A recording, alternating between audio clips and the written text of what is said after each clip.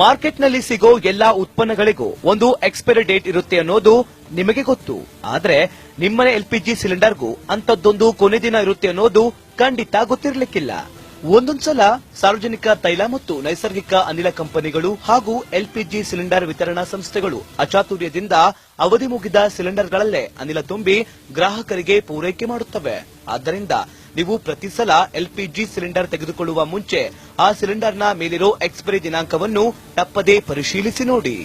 Expiry ದಿನಾಂಕವನ್ನು ನೋಡೋದು ಹೀಗೆ: ಈ ಮುಕ್ತಾಯದ ದಿನಾಂಕ ಅಥವಾ ಎಕ್ಸ್ಪೈರಿ ಡೇಟ್ ಇರೋದು ಸಿಲಿಂಡರ್ನ ಕುತ್ತಿಗೆಯಲ್ಲಿರುವ ಲೋಹದ ಪಟ್ಟಿಯ ಒಳಭಾಗದಲ್ಲಿ. ಇಲ್ಲಿ ನೀವು ಎ, ಬಿ, ಸಿ ಅಥವಾ ಡಿ ವರ್ಣಮಾಲೆಯ ಜೊತೆಗೆ 2 ಅಂಕಿಯ ಸಂಖ್ಯೆಯನ್ನು ನೋಡುತ್ತೀರಿ.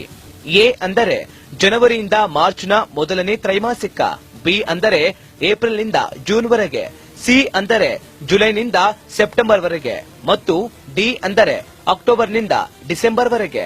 ಇವುಗಳ ಜೊತೆಗಿರುವ 2 ಅಂಕಿಯ ಸಂಖ್ಯೆ ಸಿಲಿಂಡರ್ನ ಅವಧಿ ಮುಗಿಯುವ ವರ್ಷವನ್ನ ಸೂಚಿಸುತ್ತದೆ. ಉದಾಹರಣೆಗೆ ಇದನ್ನ ನೋಡಿ. ಇಲ್ಲಿ ಸಿಲಿಂಡರ್ನ ಮುಕ್ತಾಯದ ದಿನಾಂಕ B13 ಅಂತಿದೆ. ಇದರ ಅರ್ಥ ಏನೆಂದ್ರೆ 2013ರ ಜೂನ್ನಲ್ಲಿ ಈ ಸಿಲಿಂಡರ್ನ ಆಯಸ್ಸು ಮುಗಿಯುತ್ತದೆ ಅಂತ. ಈ ಸಿಲಿಂಡರ್ ಅನ್ನ 2013ರ ಜೂನ್ ನಂತರ ಸರಬರಾಜು ಮಾಡುವ ಹಾಗೆ ಇಲ್ಲ.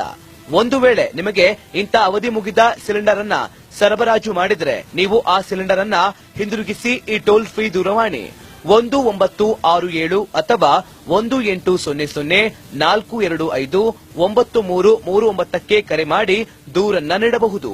ಈ ನಂಬರುಗಳನ್ನ ದಾಖಲಿಸಿ ಇಟ್ಟುಕೊಂಡು ಇನ್ಮುಂದೆ ಸಿಲಿಂಡರ್ ಪಡೆಯುವಾಗ ತಪ್ಪದೇ ಎಕ್ಸ್ಪೈರಿ ಡೇಟ್ ನೋಡಿ.